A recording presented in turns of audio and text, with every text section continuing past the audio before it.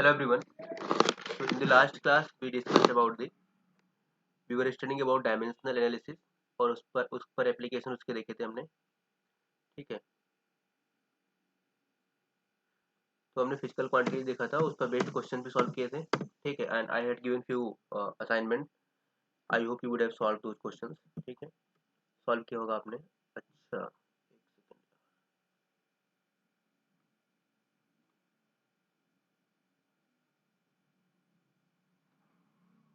Okay. ठीक है, so these were few questions which you would have solved. ठीक है, today will start a new topic of mathematical physics that is vector algebra. और ये पूरी electromagnetic का base होगा. ठीक है, क्योंकि अगर वेक्टर अलजेब्रा में जो चीज़ें समझ नहीं आएंगी 3D में, और ये अपने कोऑर्डिनेट सिस्टम नहीं समझ आएंगे, तो it will be very difficult to understand the electromagnetic theory. ठीक है, चलो स्टार्ट करते हैं अपना हम वेक्टर अलजेब्रा वाला पोर्शन. ठीक है, will start from the very basic. थोड़ा बहुत तो आइडिया होगा ही आपको वेक्टर अलजेब्रा का, वेक्टर का. ठीक है, स्टिल विल स्टार्ट. एक बार क्विक रिकैप देख लेंगे, उसके बाद जो काम की चीज़ें होंगी will focus on that only. Okay,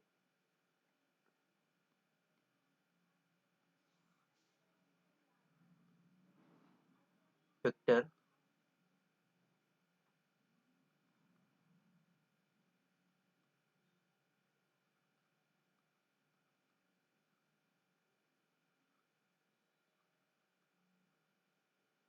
vector algebra. ठीक है, इसमें हम सब कुछ पढ़ेंगे, अपना क्रोनिकल डेल्टा भी पढ़ेंगे और अपने कोऑर्डिनेट सिस्टम भी इसी में पढ़ेंगे. ठीक है, देखो अगर हम बात करें क्वांटिटीज की, तो जैसे आपको जब भी वेक्टर की बात आती है तो आपके पास दो चीज़ें माइंड में आती हैं कि फिजिकल क्वांटिटी या तो स्केलर होगी या फिर वेक्टर होगी. ठीक है, फिर जब हम हायर क्लासेस में जाते हैं अपना, तो एक टेंसर क्वांटिटी और इंट्रोड्यूस होता है. फिर हमें पता चलता है कि जो वेक्टर और स्केलर होते हैं हमारे पास, these are the part of the actually tensor. ठीक है, ये जीरोथ रैंक टेंसर होता है तो उसको स्केलर बोलते हैं, और फर्स्ट रैंक टेंसर होता है तो वेक्टर बोलते हैं.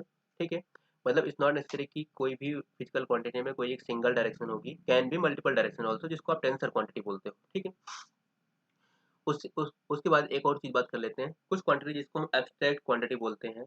एब्स्ट्रैक्ट क्वांटिटी का मतलब होता है कि अगर हम अपना मेजरमेंट का जो ओरिजिन है, कहने का मतलब कोऑर्डिनेट सिस्टम चेंज करते हैं तो वो क्वांटिटी चेंज हो जाती है. ठीक है, तो वो एब्स्ट्रैक्ट क्वांटिटी नहीं होती, वो रिलेटिव क्वांटिटी होती है. Like two people are there, one is inside the train और ट्रेन मूव कर रही है, another one is on the platform, दूसरा प्लेटफॉर्म है.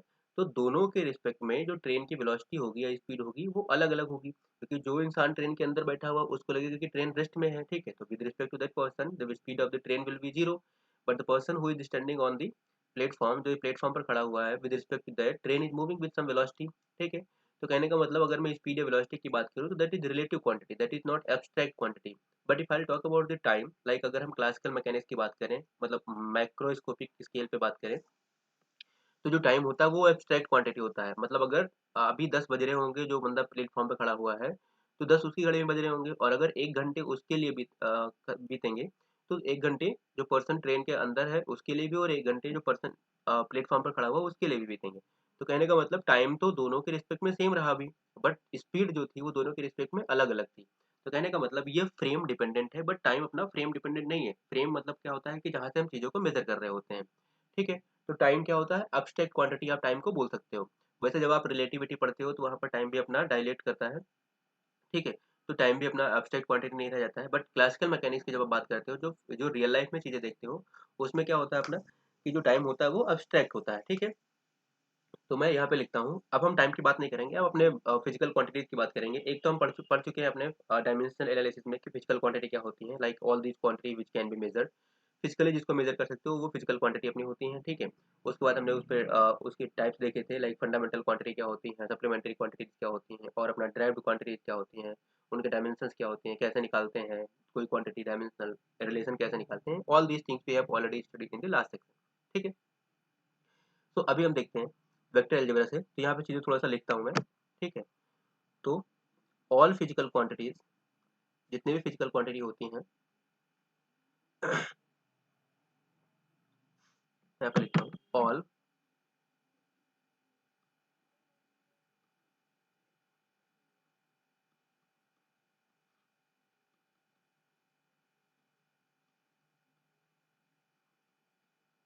क्वांटिटी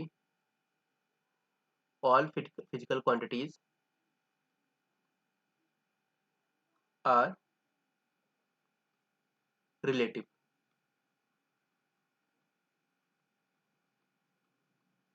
ठीक है, all the physical quantities are relative. Absolute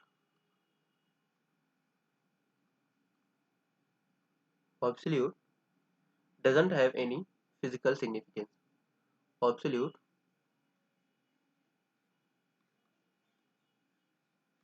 doesn't have any physical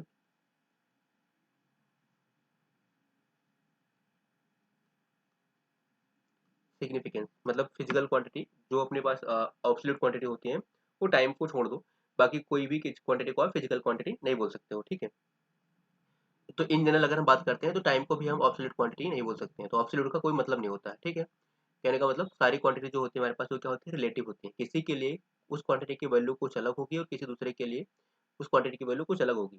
ठीक है, टू रिप्रेजेंट, यहाँ पे लिखता हूँ, to represent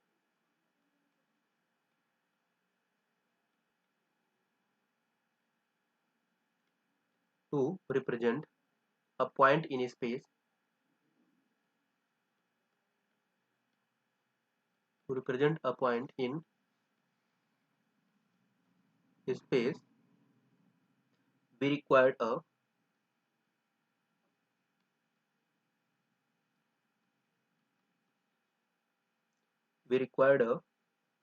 frame of reference. Frame of reference,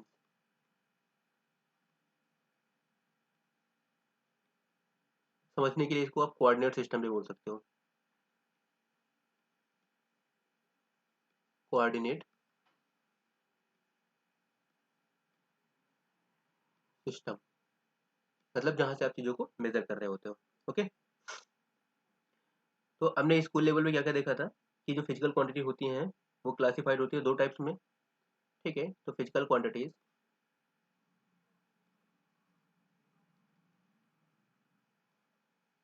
physical quantities अगर हम क्लासिफिकेशन बात, अच्छा यहाँ पे लिख देता हूँ मैं, classification of physical quantities.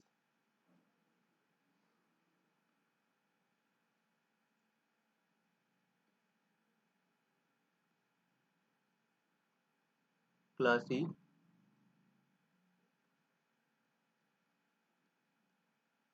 Of physical quantities. Okay, तो फिजिकल क्वांटिटीज हम जब क्लासिफाई करेंगे फिजिकल क्वांटिटीज को, तो एक तो हमने पहले पढ़ चुके हैं जो हम फर्स्ट चैप्टर में पढ़ा था डायमेंशन एनालिसिस में, एक तो वो था हमारे पास। दूसरा हम डेट, पहला तो हम ऑलरेडी पढ़ चुके हैं फर्स्ट वन, ऐसे लिख लेता हूँ इसको मैं। ठीक है, और दूसरा जो हमें पढ़ना है अभी इस चैप्टर में, that is basically on the basis of the direction, on the basis of direction. ठीक है,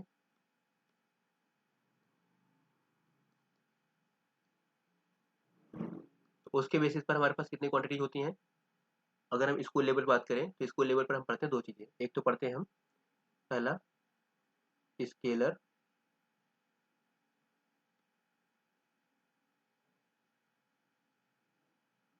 एंड सेकेंड वेक्टर। ये दोनों हम पढ़ते हैं school level.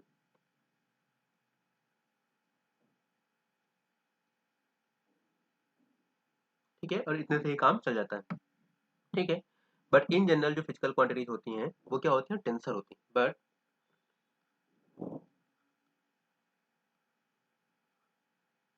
In general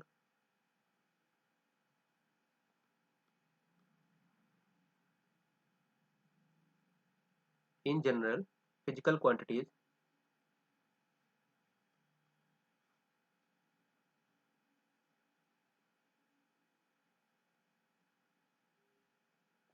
R tensor. Okay, tensor अगर जीरोथ रैंक टेंसर हुआ, नेक्स्ट स्लाइड में लिखते हैं इसको, जीरोथ रैंक का टेंसर हुआ रैंक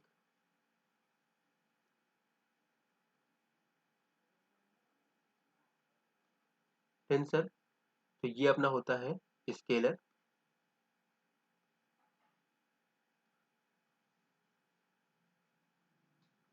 और अगर फर्स्ट रैंक का टेंसर हुआ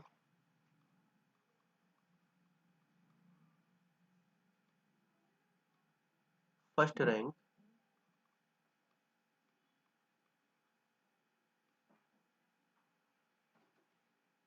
rank tensor, this is basically vector.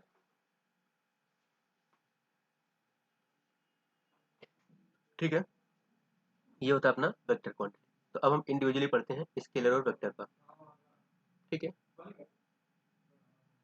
Scalar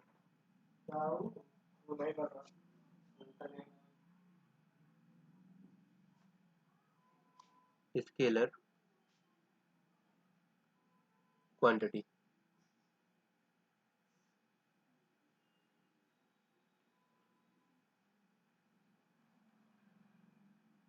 okay,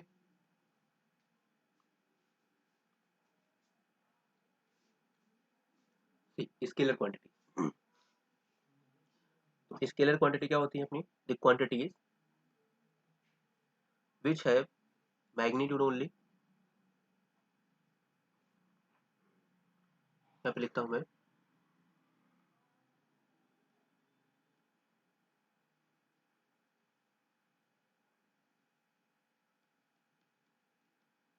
the quantities which have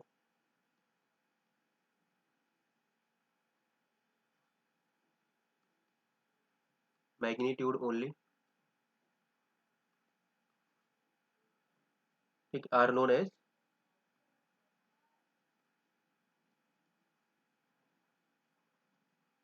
scalar quantity.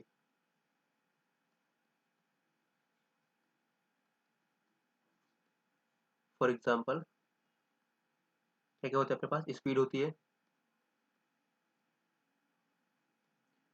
Distance हो गया, मास हो गया, ठीक है, टेम्परेचर हो गया,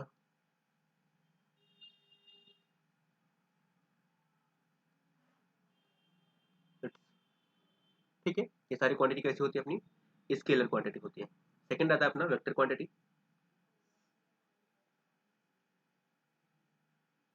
सेकंड आता है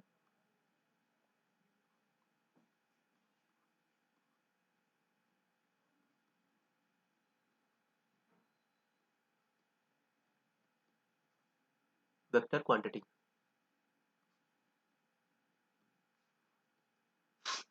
okay, so the quantity is, इसमें क्या होता है अपना विच है, डायरेक्टली लिखता हूँ वैसे मैं, वो सारी क्वांटिटी जिसमें मैग्नीट्यूड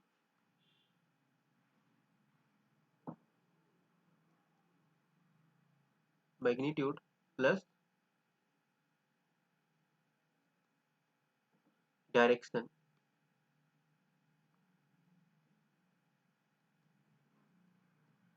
मैग्नीट्यूड प्लस डायरेक्शन दोनों होता है, वो क्या होती है अपनी? वेक्टर क्वांटिटी होती है। ओके, फॉर एग्जांपल हमारे पास डिस्प्लेसमेंट हो गया,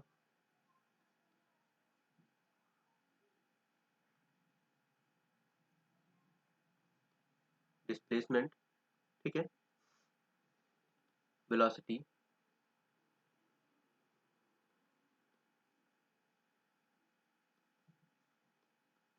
डिस्प्लेसमेंट, वेलोसिटी, फोर्स, ठीक है, टॉर्क, ठीक है। ये सारी क्वांटिटी कैसी होती है अपनी? ये होती है वेक्टर क्वांटिटीज। ठीक है, अगर इसके रिप्रेजेंटेशन की बात करूँ मैं, तो कैसे रिप्रेजेंट करते हैं इसको?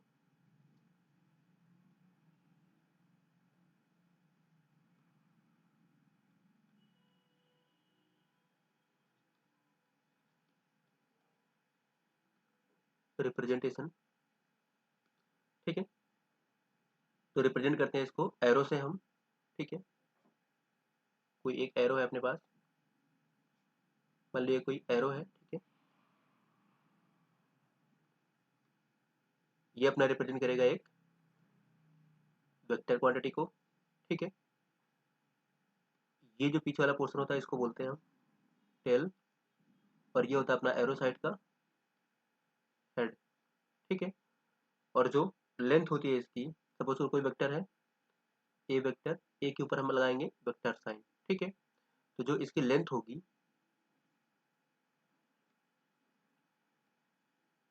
लेंथ ऑफ द एरो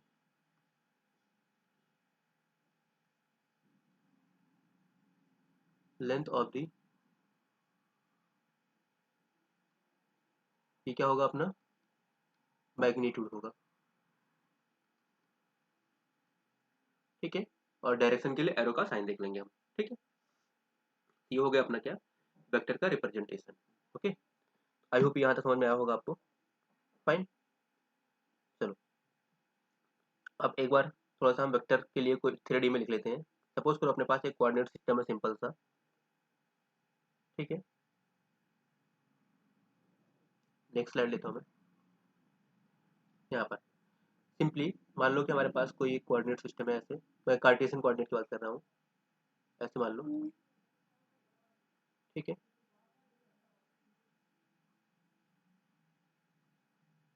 ठीक है, और इन स्पेस हमारे पास कोई एक पॉइंट है यहाँ पर, मान लो ये पॉइंट है अपना ए, पॉइंट पी कुछ भी ले लो, चलो ठीक है, ये ओरिजिन हुआ, ठीक है। और यहाँ से अपने हमने एक वेक्टर ड्रॉ किया, ये हमारा क्या है, एक वेक्टर है, ठीक है। ये मान लो अपने पास एक्स था, ये वाई था, और ये जेड था, ठीक है। तो ये अपने पास एक ए वेक्टर हो जाएगा, ठीक है। अब अगर हम ए वेक्टर लिखते हैं 3D में, तो इसके तीनों पार्ट आएंगे हमारे पास। कोऑर्डिनेट सिस्टम जब लिखते हैं तो इसके तीनों आएंगे, एक्स कॉम्पोनेंट भी आएगा, वाई कॉम्पोनेंट भी आएगा, और जेड कॉम्पोनेंट भी आएगा, ठीक है। तो वो क्या होगा अपना, वो मैं लिखता हूँ यहाँ पे, that will be a vector, अगर मैं लिखूँ A vector, so this will be a x I cap plus a y j cap plus a z k cap. ये I कैप, j कैप और k कैप क्या है, these are I cap, j cap and k cap, ये होते हैं अपने unit vectors, unit vectors. इसका magnitude क्या होता है, मॉड ऑफ I कैप, या फिर मॉड ऑफ j कैप, या फिर मॉड ऑफ k कैप, ये होता है अपना 1। मॉड क्या रिप्रेजेंट करता है अपना, मॉड रिप्रेजेंट करता है मैग्नीट्यूड को। तो लेंथ ऑफ द एरो अगर यहाँ पे दिखाऊं तो मॉड, आप इसको लिख सकते हो वेक्टर फॉर्म में, जस्ट सेकंड, ये हो जाएगा अपना, एक second,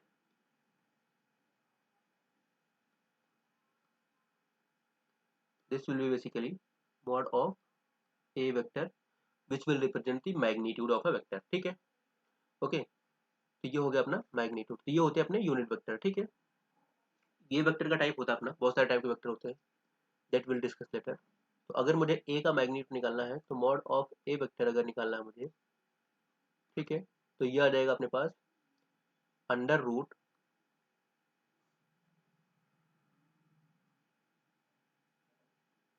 this will be basically A X square plus A Y square plus A Z square, ठीक है। ये हो जाएगा अपना ए जेड स्क्वायर, ये आ गया मैग्नीट्यूड। तो जब वेक्टर हम लिखते हैं हमारे पास, तो ए वेक्टर का मतलब क्या हुआ, इसमें उसका मैग्नीट्यूड होगा ए वेक्टर का, और इसकी डायरेक्शन भी होगी, डायरेक्शन को हम ए कैप से रिप्रेजेंट करते हैं। ए कैप का मतलब क्या हुआ, this is basically representing the direction, ठीक है। तो अगर मुझे डायरेक्शन निकालना है किसी वेक्टर की, तो ये क्या हो जाएगा, A cap equal to A vector upon mod of A vector, ठीक है। So this is basically what, unit vector. ये अपने पास होगा unit vector, and unit vector हमेशा क्या रिप्रेजेंट करता है, डायरेक्शन रिप्रेजेंट करता है, ओके। आई होप यहाँ तक समझ में आया होगा आपको, ओके। चलो अब एक और चीज होती है, सपोज करो कि दो वेक्टर का एडिशन हमें करना है, वेक्टर ऑपरेशन की जब बात करते हैं हम। अच्छा, थोड़ा सा टाइप डिस्कस कर लेते हैं। ये लाइक हमने क्या लिखा है यहाँ पे, ये लिख लेते हैं ऐसे, सॉरी।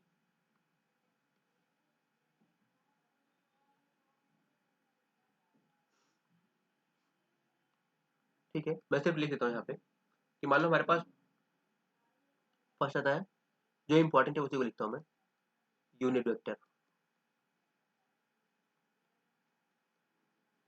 यूनिट वेक्टर क्या आएगा, यूनिट वेक्टर वो वेक्टर होंगे जिनका मैग्नीट्यूड क्या होगा, मैग्नीट्यूड टू बी 1 होगा हमेशा। ठीक है, दूसरा आता है अपने पास, ये हो गया पैरेलल वेक्टर। पैरेलल वेक्टर मतलब क्या हुआ, जो थीटा की वैल्यू होगी वो क्या होगी, 0 डिग्री होगी। ठीक है, एंटी पैरेलल,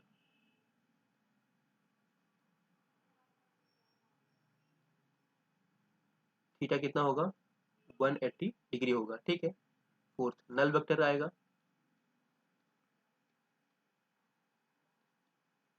नल वेक्टर, तो नल वेक्टर का मतलब क्या हुआ, मैग्नीट्यूड कितना है, मैग्नीट्यूड उसका 0 है। ठीक है, फिफ्थ ऑर्थोगोनल,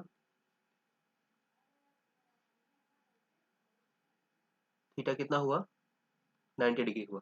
तो जो ये थीटा एक्चुअली मेजर करते हैं, ध्यान रखना कि एंगल जब भी आप मेजर करते हो थीटा, तो theta is nothing but what, angle between the direction of the vectors. ठीक है, थीटा क्या है, ये angle between the direction of the vector. Suppose करो कि मैंने दो वेक्टर ड्रॉ किए, ए वेक्टर लेटस से मैंने इस साइड ड्रॉ किया, ये मेरा ये वेक्टर ऐसा है, दूसरा वेक्टर मेरे पास मैंने ऐसे ड्रॉ किया।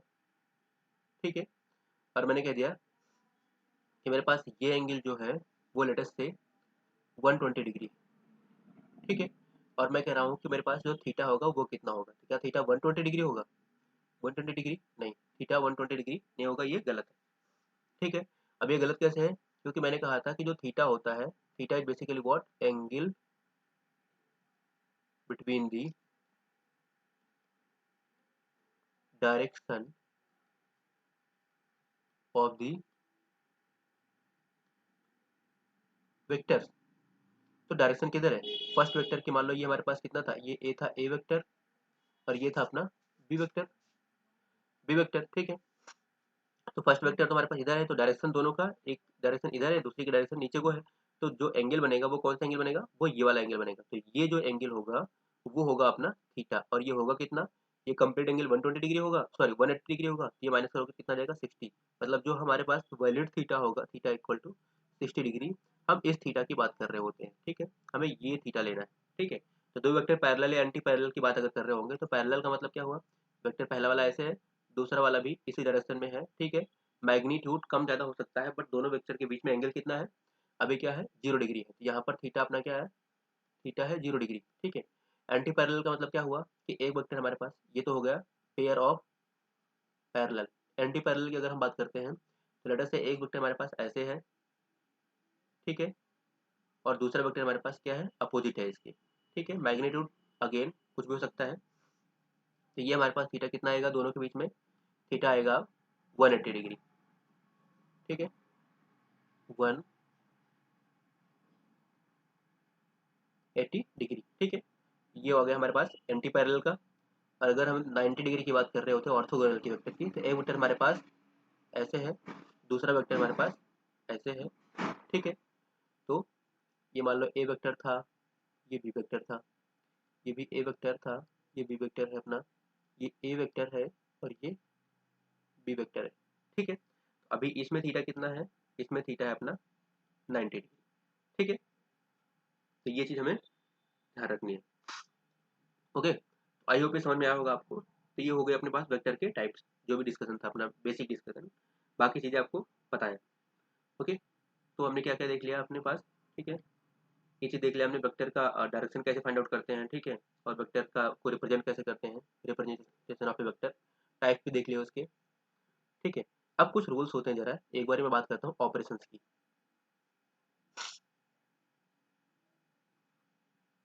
Operations on vector, in short अगर आप लिखोगे यहाँ पे तो आप लिख सकते हो, जरा पहले लिख लेते हैं इन शॉर्ट, पीछे जगह है क्या, हाँ यहाँ पे लिख सकता हूँ मैं,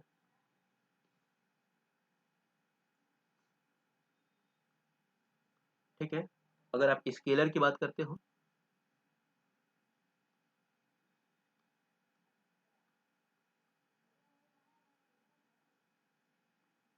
स्केलर की, स्केलर में क्या आएगा, ओनली मैग्नीट्यूड, और रैंक कितनी होगी इसकी, 0, ठीक है।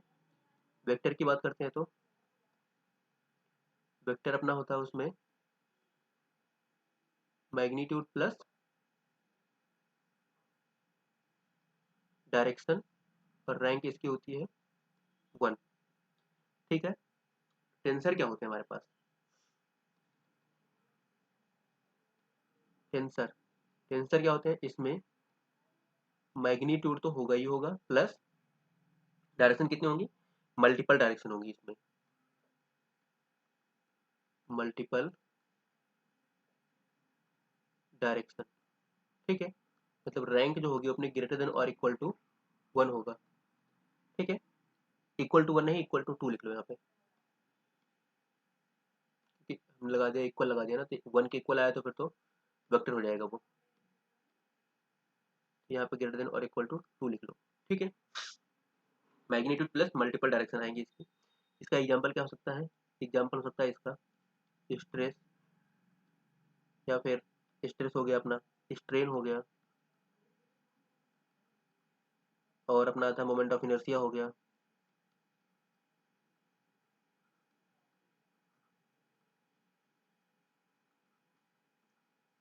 या फिर क्वाड्रपोल मूवमेंट हो गया अपना,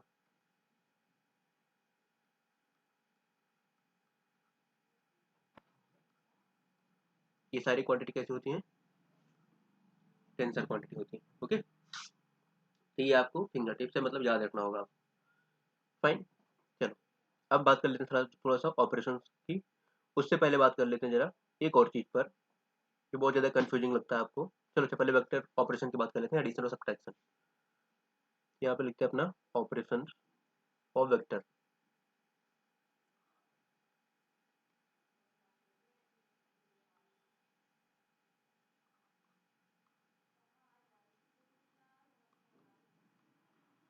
ऑपरेशन इन वेक्टर्स, ठीक है। तो हमें पता है क्या क्या होता है पहले, ऑपरेशन की जब भी बात आती है तो सिंपल सा एडिशन, सब्ट्रैक्शन, मल्टीप्लीकेशन, या प्रोडक्ट रूल समझते हो, वही 3 होते हैं अपने पास। फर्स्ट आता है अपने पास एडिशन, सेकेंड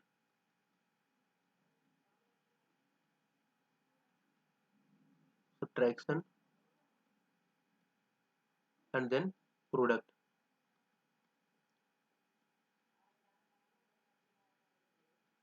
ठीक है। तो पहले हम एडिशन सब्ट्रैक्शन की बात कर लेते हैं, then will come to the product part, ठीक है। देखो एडिशन की जब बात करते हैं हमारे पास, तो दो वेक्टर के एडिशन या सब्ट्रैक्शन, एडिशन की बात करते हैं पहले। अगर हमें दो वेक्टर को ऐड करना है तो कैसे ऐड करेंगे, मान लो हमारे पास दो वेक्टर हैं, ए वेक्टर हमारे पास ए है, ठीक है, और ए वेक्टर का रिप्रेजेंटेशन कुछ ऐसा है, ठीक है। इसको नीचे लिखते हैं, जस्ट सेकंड,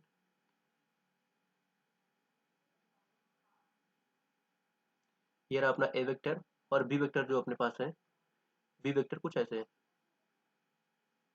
ये है अपना B vector, and we need to find out basically third vector, let us C vector, that is A vector plus B vector. तो कैसे फाइंड आउट करेंगे, तो इसका सिंपल सा रूल होता है हमारे पास, दो रूल होते हैं, एक होता है ट्राइंगल लॉ, एक होता है हमारे पास ट्राइंगल, और दूसरा होता है हमारे पास पैरेललोग्राम। ट्राइंगल और दूसरा होता है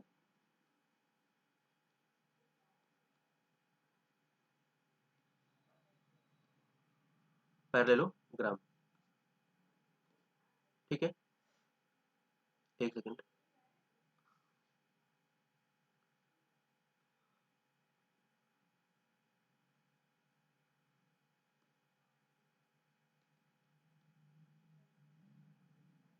फाइन।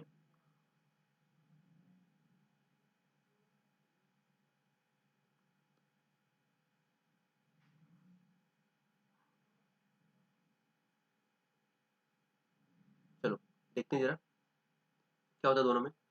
तो अगर हम ट्रायंगल लॉ की बात करें तो ट्रायंगल लॉ में वेक्टर का एडिशन कैसे करते हैं। सबसे पहले पहला वेक्टर ड्रॉ करो, फर्स्ट वेक्टर। तो फर्स्ट वेक्टर हमने ड्रॉ कर लिया, A vector, this is our A vector. And second vector we have to draw from the head of the first vector. Second vector का जो टेल होगा वो coincide करेगा कहाँ से, फर्स्ट वेक्टर के टेल से कोइंसाइड करेगा। तो ये हो गया हमारे पास बी वेक्टर, ये हो गया A vector and this is our B vector. ठीक है, एंगल चेंज नहीं करना हमें, एंगल अभी भी वही रखना है। ठीक है, तो ये डायरेक्शन थी उसकी, this is the direction for the first one and this is the direction for the second one. ठीक है, अब हमें जो रिजल्टेंट वेक्टर आएगा हमारा, that resultant vector will be the tail of the first one to the head of the second one. ये जो बनेगा हमारे पास vector, this will be our resultant vector C vector. Okay, so this will be our C vector. ठीक है, which will be basically A vector plus B vector. ठीक है, parallelogram में क्या होता है, पैरेललोग्राम भी वैसा ही होता है, बट इसमें क्या होता है जो डायगोनल होता है उसका, that will give you the resultant. Like पहले हम क्या करेंगे, फर्स्ट वेक्टर ड्रॉ करते हैं। हमने पहले first vector, just second, we have drawn our first vector. ठीक है, तो ये हो गया अपना फर्स्ट वेक्टर। सेकेंड वेक्टर हम ड्रॉ करेंगे फर्स्ट के हेड से नहीं, फर्स्ट के टेल से, यहाँ से ड्रॉ किया हमने। ठीक है, ये हो गया हमारा सेकेंड वेक्टर। ठीक है, अब हम इससे एक पैरेललोग्राम बनाएंगे, इसके सिमिलर एक दूसरा वेक्टर ड्रॉ करेंगे। ये हो गया अपना पास फर्स्ट ए वेक्टर और ये हो गया बी वेक्टर। अभी रिजल्टेंट मुझे नहीं पता क्या होगा रिजल्टेंट इसका, तो हम क्या करेंगे कि यहाँ से इसके पैरेलल एक वेक्टर ड्रॉ करेंगे, ए के पैरेलल, ए के पैरेलल हमने एक वेक्टर ड्रॉ किया और दूसरा वेक्टर ड्रॉ करेंगे हम बी वेक्टर के पैरेलल। ये हो गया बी के पैरेलल। ठीक है, डायरेक्शन इसकी वैसे ही दिखाएंगे। ठीक है, ये हो गया हमारे पास ए के पैरेलल वेक्टर और ये हो गया अपना बी के पैरेलल वेक्टर। फाइन। अब जो रिजल्टेंट होगा इस पैरेललोग्राम का रिजल्टेंट कैसे निकालेंगे, इसका जो डायगोनल होगा that will give you the resultant vector. so this is the resultant vector, basically c vector। so this will be our c, that is c vector which is a vector plus b vector। अब mathematical operations लगा के आपको find out करना है। ठीक है, अगर इन दोनों के बीच में अभी थीटा हमारा लेटर से एंगल जो था वो थीटा था, तो इसमें भी अभी हमारा एंगल कितना है, थीटा है। और इसमें जो एंगल है हमारे पास वो कितना है, वो तो हम यहीं से देख सकते हैं, theta, this angle will be theta. Okay, और ये एंगल हमारे पास क्या हो जाएगा, अल्फा। ठीक है, लेटर से तो रिजल्टेंट ये जो अल्फा एंगल है वो ए वेक्टर और रिजल्टेंट वेक्टर के बीच में है, थीटा जो हमारे पास है वो ए वेक्टर और बी वेक्टर। तो अगर ये ए था तो ये भी ए वेक्टर ही होगा और ये अपना बी वेक्टर होगा। ठीक है, तो these are the two laws. मतलब अब हम रिजल्टेंट निकालेंगे। तो सपोज करो कि हमारे पास वेक्टर का एडिशन हमने किया, दोनों में रिजल्टेंट में डायरेक्ट लिखता हूँ यहाँ पे क्या आएगा। ठीक है, तो लेटर से कि हमारे पास जो सी वेक्टर आया वो आ गया हमारे पास A vector plus B vector. इसको जब हम सॉल्व करेंगे हमारे पास तो रिजल्टेंट हमारे पास आता है, मैग्नीट्यूड की बात करूँ मैं, तो मैग्नीट्यूड ऑफ सी वेक्टर जो आएगा that will be basically under root, that will be under root A square mod of A square plus mod of B square plus 2 times mod of A mod of B and then cos theta, where theta is nothing but what, angle between the vectors. ये ध्यान रखना, angle between the vectors है। और angle कौन सा लेना है, angle हमें लेना है वो वाला जो उनके डायरेक्शंस के बीच में बनता है एंगल, ठीक है। तो आई होप ये समझ में आया होगा आपको। So this is our resultant vector C vector, या कई बार ये आर वेक्टर भी लिखा रहता है, तो हम डायरेक्टली यही फॉर्मूला यूज कर रहे होंगे ऑलवेज। अगर दो वेक्टर परपेंडिकुलर हुए, ठीक है, यहाँ पे आप लिख सकते हो direct, if A and B क्या हुआ, ए अगर हमारे पास ए वेक्टर पैरेलल हुआ बी के, तो थीटा कितना हो जाएगा, 0 हो जाएगा। ए वेक्टर परपेंडिकुलर हुआ बी के, तब थीटा कितना हो जाएगा, 90 डिग्री हो जाएगा, 90 हो जाएगा। अब आपको यहाँ पर मॉड ऑफ ए कितना आएगा, सॉरी यहाँ पे कितना आएगा, सी कितना आएगा, यहाँ पर जब दो वेक्टर पैरेलल होते हैं तो सी कितना आएगा, ठीक है, सी का मैग्नीट्यूड कितना आएगा। और जब दो वेक्टर पैरेलल होते हैं, परपेंडिकुलर होते हैं, तब सी का मैग्नीट्यूड कितना आएगा। और जब एंटी पैरेलल होंगे तब कितना आएगा। और कुछ और केस है हमारे पास जो बहुत फ्रिक्वेंटली यूज होंगे, थीटा 30 डिग्री के लिए क्या होगा, डायरेक्टली आपको पता होना चाहिए। थीटा 60 डिग्री के लिए क्या होगा, ये भी आपको डायरेक्टली पता होना चाहिए। क्या आएगा यहाँ पर, this is your homework for you. And theta, और किसके लिए, 0 हो गया, 90 हो गया, 30 हो गया, 60 हो गया, और 180 डिग्री के लिए क्या आएगा, ठीक है। इतने एंगल पर आपको रिजल्टेंट वेक्टर की वैल्यू पता होनी चाहिए, ठीक है। तो आई होप ये समझ में आया होगा आपको, ठीक है। तो दो वेक्टर को अगर ऐड करते हैं तो डायरेक्टली आप ए प्लस बी कर दोगे, तो ऐसा नहीं होगा। आपको रिजल्टेंट निकालने के लिए क्या करना पड़ता है, उनके बीच का एंगल पर भी डिपेंड करता है। तो मतलब vector addition is not the basically simple addition, जैसे नॉर्मली हम एल्जेब्रिक सम करते हैं, वैसा नहीं होता है। ये डिपेंड करता है कि दोनों वेक्टर के बीच में एंगल कितना है, that depends on theta also between the vectors, okay. एक बहुत फ्रीक्वेंटली डाउट आता है बच्चों में, जो कि होता है हमारे पास करंट को लेके। लाइक अगर हम करंट की बात करें, देखो 11th और 12th दोनों को मर्ज करेंगे हम। लाइक हम बेसिकली करंट की अगर बात करें, तो अगर मैं पूछूं कि करंट कैसी क्वांटिटी होती है, तो कुछ लोग कहेंगे करंट हमारे पास कैसी क्वांटिटी होती है, स्केलर होती है, ठीक है, स्केलर होती है। और कुछ लोगों का परसेप्शन है कि ये वेक्टर क्वांटिटी होती है, ठीक है। तो एक्चुअल में क्या होती है, ये स्केलर होती है या फिर ये वेक्टर होती है, क्योंकि दोनों के अपने एक्सप्लेनेशन है। सी, अगर हम स्केलर की बात करें तो स्केलर क्यों बोलते हैं, और वेक्टर की बात करें तो वेक्टर क्यों बोलते हैं। देखो, अगर हम किरचॉफ लॉ की बात करें तो किरचॉफ लॉ क्या बोलता है कि sum of net current on any junction is equal to क्या, 0। लेकिन ये बोलता है हमारे पास एल्जेब्रिक सम का।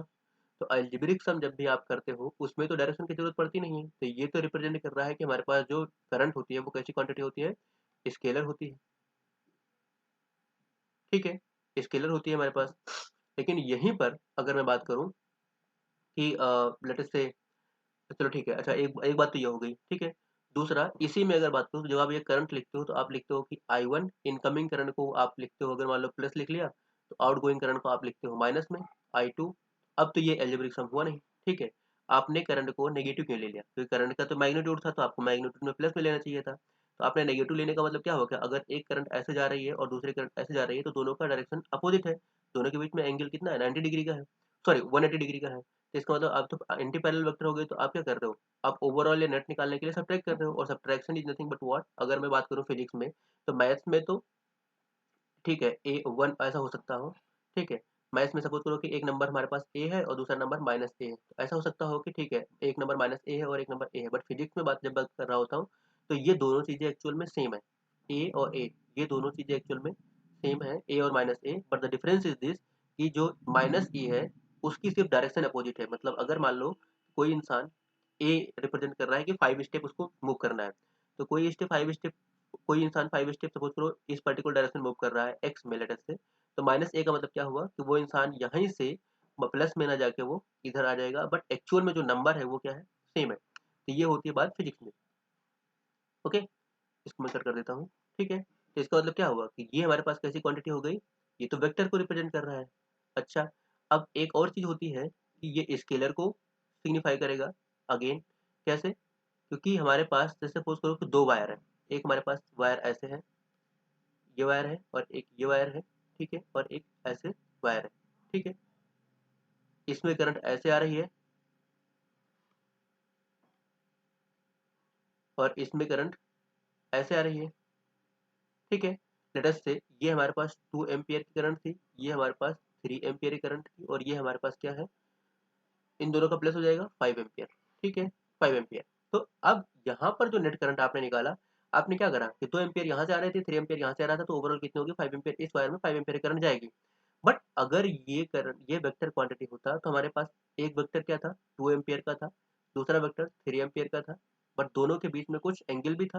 तो ये डायरेक्शन थी फर्स्ट वाले की, तो फर्स्ट वाले की अगर मैं डायरेक्शन दिखाऊं, तो फर्स्ट की डायरेक्शन कैसे थी, फर्स्ट वेक्टर तो हमारे पास ऐसा कुछ आ रहा था, सॉरी, फर्स्ट वेक्टर जो आ रहा था हमारे पास वो तो कुछ ऐसा आ रहा था इस डायरेक्शन में, और सेकंड वेक्टर जा रहा था हमारे पास कुछ इस डायरेक्शन में, ठीक है। तो दोनों के बीच में तो एंगल बन गया है यहाँ पर, ये कुछ एंगल थीटा आ जाएगा, ठीक है, यहाँ पर कुछ एंगल थीटा आ जाएगा अपना, और इसकी कुछ वैल्यू होगी।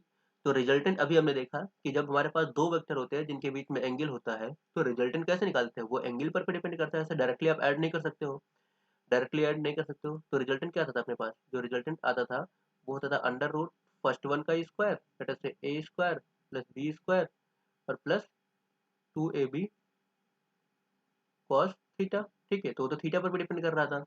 तो अब एक्चुअल में हम बोले क्या इसको, कि ये एडिशन तो हो रहा है, इसकी डायरेक्शन भी है, बट ये वेक्टर एडिशन के लॉ को फॉलो नहीं कर रहा है, तो हम वेक्टर इसको बोल नहीं सकते, क्योंकि वेक्टर क्वांटिटी वो क्वांटिटी होती है, यहाँ पर अगर आप एड ऑन करना चाहते हो तो एक और चीज कर सकते हो यहाँ पे, जैसे यहाँ पे वेक्टर लिखा है हमने मैग्नीट्यूड प्लस डायरेक्शन, और प्लस ये एक और चीज होगा इसमें कि follow follow vector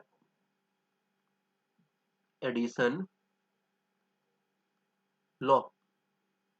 vector addition law क्या होता है, कि वेक्टर एडिशन लॉ होता है कि आप सिंपली एडिशन या सब्ट्रैक्शन नहीं कर सकते हो, वो उनके बीच पे एंगल पर भी डिपेंड करता है, ठीक है। तो वो होता है अपना वेक्टर एडिशन लॉ, ठीक है। बट ये तो एंगल पर डिपेंड नहीं कर रहा है, तो इसका मतलब ये तो स्केलर है, तो सारी चीजें तो हमारे पास स्केलर के टर्म में, स्केलर के फेवर में है। अच्छा, एक और चीज देखते हैं जरा। सपोज करो हमारे पास एक करंट कैरिंग वायर है, ऐसे कुछ करंट कैरिंग वायर है, लेट अस से करंट, इसमें करंट आई फ्लो हो रही है इस डायरेक्शन में, ठीक है। तो जब बोलते हैं कि मैग्नेटिक फील्ड की डायरेक्शन क्या होगी, तो आप क्या करते हो, आप फिंगर को कर्ल करते हो in the direction of current, and then thumb will give the direction of the magnetic field. तो मैग्नेटिक फील्ड किधर आता है, मैग्नेटिक फील्ड अपना ऊपर आ जाता है, लेकिन अगर आप करंट की डायरेक्शन ये ले लेते हो अपोजिट, तो फिर मैग्नेटिक फील्ड नीचे आ जाता है। इसका मतलब क्या हुआ, कि आप करंट की डायरेक्शन ले रहे हो, तो इसका मतलब क्या, कि करंट जो मैग्नेटिक फील्ड की डायरेक्शन है वो करंट की डायरेक्शन पर डिपेंड कर रही है, तो इसका मतलब क्या हुआ, करंट की एक स्पेसिफिक डायरेक्शन है, तो यहाँ से तो इसको वेक्टर होना चाहिए था, वेक्टर होना चाहिए था, ठीक है। तो अब समझ नहीं आ रहा है कि ये स्केलर क्वांटिटी है या वेक्टर क्वांटिटी है। तो हम क्या करते हैं इसमें, इसको ना तो हम स्केलर बोलते हैं ना वेक्टर बोलते हैं, इसको हम बोलते हैं कि इसमें ये स्केलर क्वांटिटी है विद वेक्टर या विद डायरेक्शन। मतलब हम सिंपली कह सकते हैं कि current is what, scalar quantity with direction, ऐसा कह सकते हैं हम, ये स्केलर क्वांटिटी है विद डायरेक्शन, ठीक है। तो इसलिए इसको अब हम क्या बोलते हैं, ऐसी क्वांटिटीज को हम बोलते हैं स्यूडो स्केलर। तो हमारे पास जो करंट हो गया वो कैसी क्वांटिटी हो गई, स्यूडो स्केलर। मतलब ये एक्चुअल में तो नहीं है स्केलर, या एक्चुअल में वेक्टर भी नहीं है, क्योंकि इसमें डायरेक्शन भी, डायरेक्शन तो है बट वेक्टर एडिशन के लॉ को फॉलो नहीं कर रहा है। इसका मतलब हम इसको क्या बोलेंगे, स्यूडो स्केलर। लिख देता हूँ मैं यहाँ पे, current is basically what, pseudo, सही है, गलत है, PSEUDO,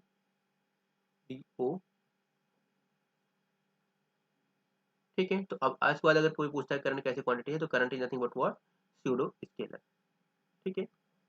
ये एक स्यूडो स्केलर क्वांटिटी है, क्योंकि आपको वेक्टर के भी फेवर में बहुत सारी चीजें मिलेंगी और स्केलर के फेवर में बहुत सारी चीजें मिलेंगी। अच्छा, वेक्टर के फेवर में एक और चीज है, जैसे आप बायो सेवर्ट लॉ पढ़ते हो, तो आप डीबी क्या लिखते हो, डीबी आप सिंपली लिखते हो ना, डी बी, जब आप लिखते हो तो यहाँ पे लिखते हो म्यू नॉट बाई 4 पाई, और यहाँ पे आता है DL, और यहाँ पे I vector cross R cap by R square, ये लिखते हो, ठीक है। तो ये क्या हो रहा है, आई क्रॉस कर रहे हो तो यहाँ पे तो क्रॉस प्रोडक्ट आ गया ना, और जब यहाँ पे क्रॉस प्रोडक्ट आ गया तो इसका मतलब क्या हुआ, क्रॉस प्रोडक्ट तो हमेशा वेक्टर का होता है, तो मतलब करंट कैसी क्वांटिटी होगी, वेक्टर क्वांटिटी हो गई। तो यहाँ से आपको वेक्टर पता चल रहा है। तो कुछ चीजें इसके वेक्टर के फेवर में है, कुछ अपने पास किसके फेवर में है, स्केलर के फेवर में है, बट ओवरऑल हम इसको क्या बोलते हैं, स्यूडो स्केलर है, ठीक है। ना तो हम इसको प्रॉपर स्केलर बोलते हैं ना वेक्टर बोलते हैं, ओके। तो आई होप यहाँ तक समझ में आया होगा आपको।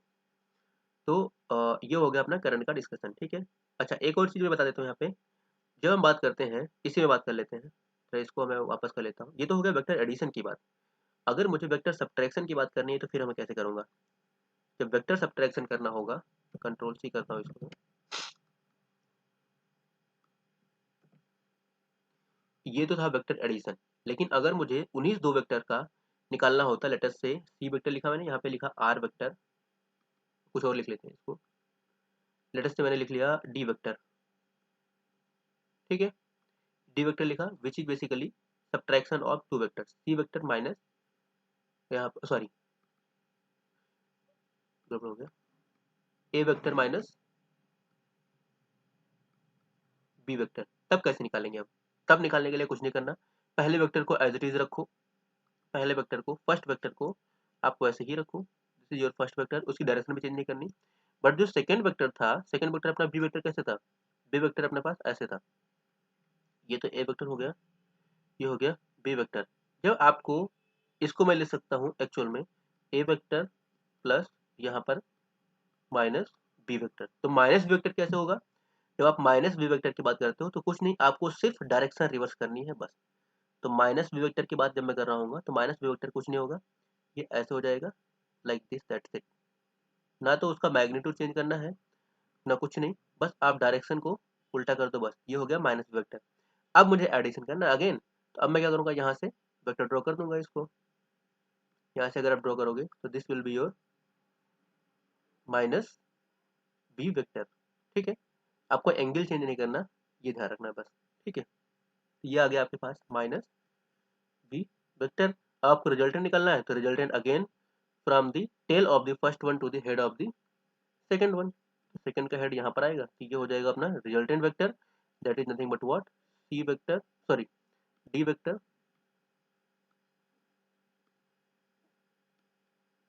और डी वेक्टर था क्या, ये था A vector minus B vector, ठीक है। तो ये हो गया अपना क्या, सब्ट्रैक्शन ऑफ द वेक्टर।